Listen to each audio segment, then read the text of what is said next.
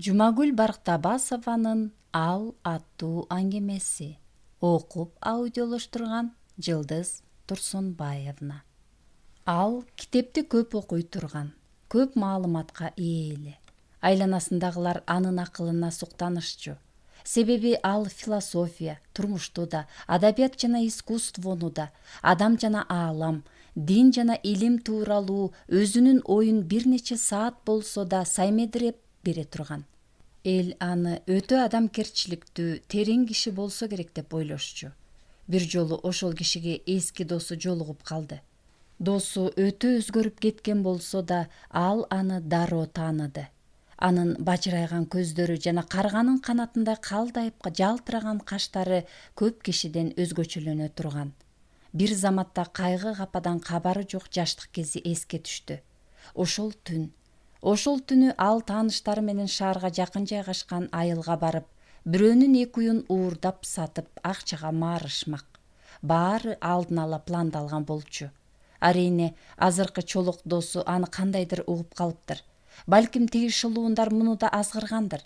Бүгүн түнү эч жака барбайсың, деди кесе сүйлөп. Ооба, ушул сүйлөм азыр да кулагына шак этти. Анан жумшара түшүп: досум, бул иш жакшылыкка алып барбайт. Ошол жигиттерге экинчи кошулбай эле койчу. Андан көрө экөөбүз бүгүн биздин үйгө баралы. Бир шише вино алып койгом, шахмат ойнойлу, сүйлөшүп отуралы, деген эле. Бекер акчаны ойлогонду бүткөн бою чымырап, делдеңдетип турган менен бирөөнүн короосуна кирип, малын сүйрөп баратканын элестеткенде жүрөгү опкоолжуп, алдыдагы караңгы түн белгисиздикти жана коркунучту чакырып жаткан. Ошентип өзү да илең салаң болуп турган эме уурулукка барбай калган. Кийин укса, тиги шылуундарды уйдун ээси кармап, матап, милиция кызматкерлерине салып бериптир. Кожоюн жигиттердин артынан катуу түшүп, алардын ата-энелеринин ай-коюна көнбөй, бул иш боюнча соттун чечими чыгып, 2-3 жылдан кесилип кеткен эле. Мына, азыр эбак унутулган ошол окуя кайрадан эсине түштү. Бирок андан бери досу өзгөрүп кетиптир.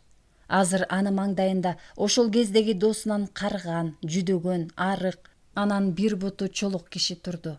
Ал чолок досун карады. Каректерин карап турган менен акылы алыска кетип, башына 1000 сан ой келди. Анан чолок адамдан сурады: "Сиз мага кайрылып жатасызбы?" "Ооба, тааныган жоксуңбу?" Ал ыңгайсыздана түшүп буйдала калды да: "Жок", деди шашып.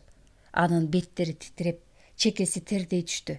Эмнегедир досу менен сүйлөшсө эле ал азыркы аброюнан ылдыйлап кетчүдөй болуп, кадыр баркы бул киши таянып турган балдактын алдындагы чаңга чейин түшүп калчудай сезилип кетти. Ал тигил эски досу кайра дагы бир нерсе айтып жибербесин деп, шашкалактай саатын караган болуп алдыга жөнөдү. Анын ушундай адаты бар болчу. Дайыма саатын карап, убактысы өтө тар адамдай түр көрсөтөр эле. Чынында эле, анын көп убактысы ар түрдүү китептерди окууга, ар кандай кездешүүлөргө барып, лекция окууга кетчү. Ал көп изденчү, билимдүү эле. Жана да адамзаттагы таш боордук жана боорукердик, адамкерчилик жана аруулук тууралуу көп айта турган.